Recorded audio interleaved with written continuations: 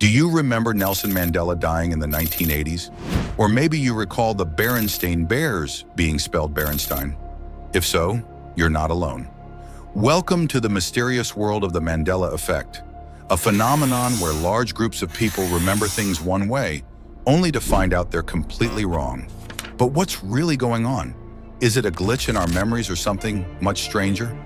Let's dive into this mind-bending mystery. The Mandela Effect was coined in 2009 by Fiona Broome after she discovered that she, along with thousands of others, remembered Nelson Mandela dying in prison during the 1980s. However, Mandela was very much alive, passing away in 2013. This shared false memory puzzled Fiona, and she realized there were countless other examples where people had vivid memories of events, details, or facts that were completely different from reality. Nelson Mandela, who was one of the early people that was reported and recognized, strangely, to be alive again, even though a lot of people remembered that he had died.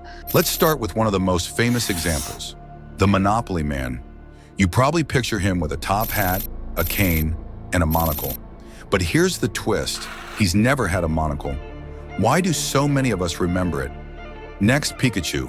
Fans of Pokemon swear he had a black tip on his tail, but in this reality, his tail has always been solid yellow. Could we be remembering something from a world that no longer exists? Let's do a little quiz here. You remember Shaggy from Scooby-Doo? Which one do you think is a real one? This one? Right.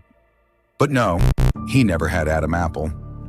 What about this one? You probably think Curious George had a tail, but he never had a tail. You remember this robber emoji? The truth is, it never existed. So what's really happening? There are three main theories, and each one is more unsettling than the last. First, the logical explanation, faulty memory. Psychologists believe the Mandela Effect is caused by confabulation, a process where your brain fills in gaps with what should be true. It's like a mental autocorrect, but even autocorrect gets it wrong sometimes. The second theory? Parallel universes. Imagine two timelines overlapping, leaving fragments of one bleeding into the other. What if, in another reality, Pikachu's tail was black-tipped and the Monopoly Man did have a monocle? Are we living in the aftermath of a cosmic merge? And then, there's the wildest theory of all, a glitch in the Matrix. If reality is a simulation, could the Mandela Effect be a sign of its imperfections? Small errors in the code that make us question our world? Here's a classic. You know Kit Kat? Did the logo have a dash between Kit and Kat? Many of us think so, but officially it never did. Is it clever branding, or are we losing track of reality? And here's the creepiest one of all. Some people claim they still have VHS recordings of Nelson Mandela's funeral in the 80s. But those tapes have mysteriously disappeared. Coincidence or something more? A popular explanation for how realities are shifting involves CERN, the European Organization for Nuclear Research.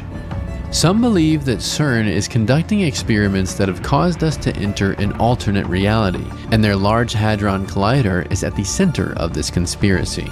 CERN is opening parallel dimensions that causes the change in climate. It has long been the topic of fear and conspiracy, but when it was announced it would be going back online, some conspiracy theorists and fans of Netflix hit sci-fi comedy musical show Stranger Things spread rumors that it would open a portal to an alternate universe.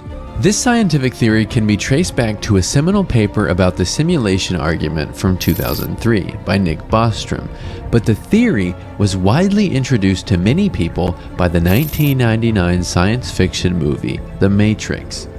The concept of a simulation even has its roots in ancient works like Plato's cave allegory or Zhuangzhou's butterfly dream. If there were an error in the simulation and the programmers fixed it, it could lead to false memories, offering a possible explanation for the Mandela Effect. As is theorized, a simulation might be created to see how we might react to certain situations, and alternatively, the mistake could actually be on purpose, as our programmers might hope to make us suspicious to see how we might react to that. Essentially, any awareness of a simulation could in fact be part of the simulation itself. The Mandela Effect isn't just about what we remember. It's about questioning the nature of reality itself. Are we just misremembering, or is there a deeper, more profound truth? What if the Mandela Effect is a sign that reality isn't as stable as we think? Imagine a universe where every decision, every possibility creates a new reality. What if we're drifting between these realities without even knowing it? Or worse, what if someone or something is rewriting the past? Now it's your turn to decide. What's your explanation for the Mandela Effect? Leave a comment below, but beware. Once you start questioning reality, you may never stop.